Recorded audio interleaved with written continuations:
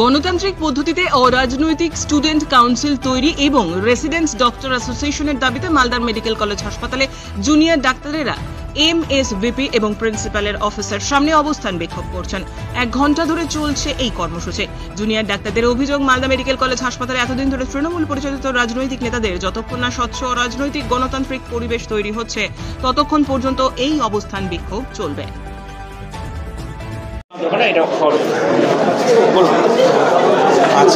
আমাদের অভিযোগ এটাই যে কলেজে এত বছর ধরে আমরা দেখছি যে একটা তৃণমূল ছাত্র পরিষদ চলতো এবং তৃণমূল ছাত্র পরিষদ যে কোনো কিছু অর্গানাইজ করছে, আমরা দেখছি কলেজ অথরিটি সেখানে গিয়ে সেটাকে মান্যতা দিচ্ছেন। ঠিক আছে, fest organised by TMCP unit, freshers organised by TMCP unit, in fact blood Saraswati Puja organised by TMCP unit, blood donation camp organised by TMCP unit, convocation organised by TMCP unit, Independence Day including Independence Day, Republic Day, সব কিছু একটা banner আসছে কি organised by TMCP unit. আমি জানতে চাই আমাদের এই মালদা মেডিকেল কলেজে এই টিএমসিপি ইউনিটকে অথরাইজেশনটা কে দিয়েছিলেন? এরকম একটা ইললিগ্যাল ইউনিট চালানোর কোনো অথরাইজেশন মানে এর কি কোনো বাস্তবিক কি এর কোনো মানে আদৌ এটার কোনো এক্সিস্টেন্স ছিল, অ্যাপ্রুভাল ছিল? এটা আমি জানতে চাই প্রথমত। এবং আজকে এই গোটা বাংলা জুড়ে যখন থ্রেট কালচার উঠে আসছে এবং আমাদের কলেজেও ভিকটিম আছে কিন্তু থ্রেট কালচারের, এই পরিস্থিতিতে দাঁড়িয়ে আমরা যখন চাইছি একটা ফার্স্ট ইয়ার থেকে হাউস স্টাফ পর্যন্ত প্রত্যেকটা স্টুডেন্ট যখন চাইছে যে একটা গণতান্ত্রিক স্টুডেন্ট কাউন্সিল তৈরি হোক এবং যারা রেসিডেন্ট ডক্টর, আজকে এই যে আরজি করের যে ইনসিডেন্ট, এই ইনসিডেন্টটা ঘটেছে কিন্তু একজন আমাদের রেসিডেন্ট ডক্টর দিদির সাথে। সুতরাং রেসিডেন্ট ডক্টররা অনেকেই বাইরের থেকে আসেন, ওনাদের কিন্তু অবশ্যই একটা ডেমোক্রেটিক এনভায়রনমেন্ট থাকা উচিত।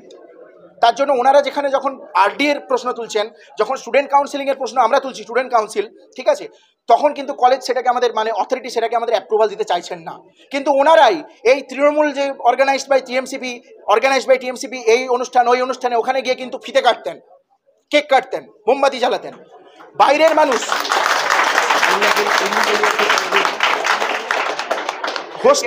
হোস্টেল পাওয়া থেকে শুরু করে পড়াশুনোতে একাডেমিক বিভিন্ন পর্যায়ে কিন্তু এই তৃণমূলের যারা ছাত্রছাত্রী ছিলেন তারা প্রত্যেক জায়গাতে কিন্তু প্রেফারেন্স পেয়ে এসেছে।